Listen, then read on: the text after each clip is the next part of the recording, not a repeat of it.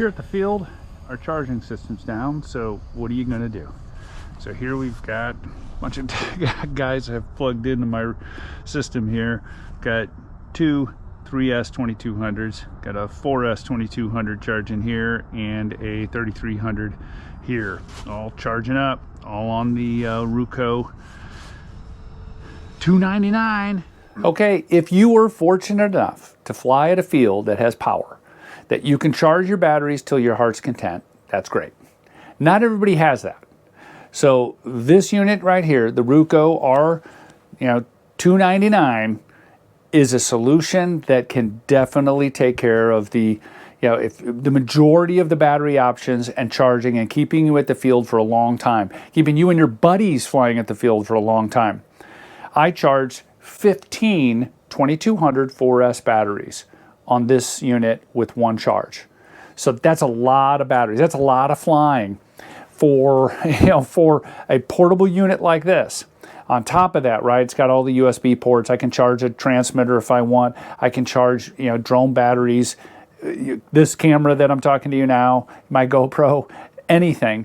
It's a pretty neat little unit. I'm going to walk you through the whole process and what I do at the field, as well as just go through the stats, because that's really what it is. I mean, it's what can it do, what can't it do, and I'll kind of let you know along the way. Stick around.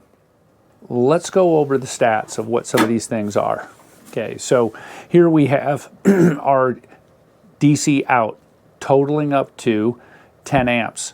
So you have these type of, can't remember what these guys are called, but those kind of connectors there, as well as the cigarette lighter connector, maxes out at 10 amps. Okay, so if you're trying to charge a whole bunch of big batteries, and you're going to max this thing out. Here we have 3 USB-SAs, and those are your standard, they're not pumping out a whole lot. This is going to probably total out 18 watts. And we have a USB-C, which is 60 watts. Here we have our input, which obviously AC or DC input. Plug that in there and you're good to go. And here are connectors for a solar panel, which I will be showing off as soon as the weather gets a little bit better. On this side, we have the AC output, 110 volts. Right, so you can, and I have, and I showed, in the very beginning, where I had all of these two used up, and on the side I was using the AC to charge a bunch of batteries, and it works. Like I said, I charged up a lot of batteries, 15 4S 2200s, all the way from 100% down to 0. That's kind of my test, what I wanted to see how many batteries I could charge on it. Oh. The other thing is, obviously, up on top is a 10-watt battery, phone charger. Pretty cool feature as well. So that's the capabilities from a numbers perspective of what you can do. There are limitations, as I said. A couple things you're going to have to do if you want to use this for a charger. One is you're going to have to make your own cables. So unless you can find some that are cigarette lighter to XD60 or whatever your charging port configuration is. But if you know how to do all those kind of things, that's not a problem from a soldering perspective. So you're going to have to do that. And it has a light. Press that, and voila, you got yourself a cool light on the back. Kind of neat feature. What I want to show here is right now I've got this 6S 5,000 milliamp battery charging at 8 amps.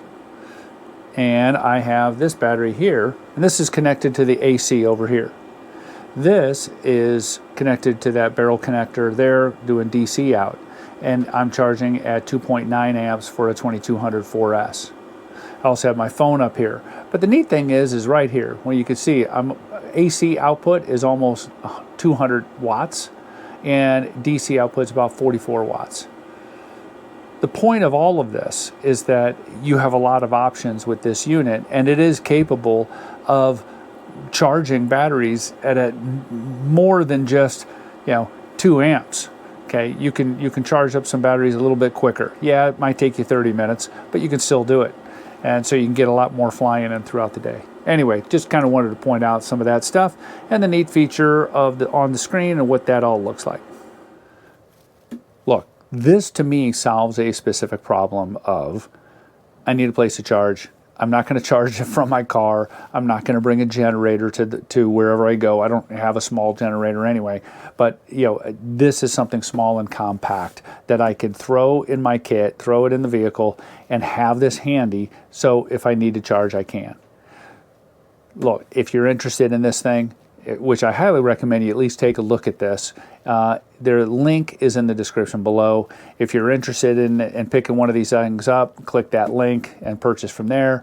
Otherwise, if you have questions, shoot me a note.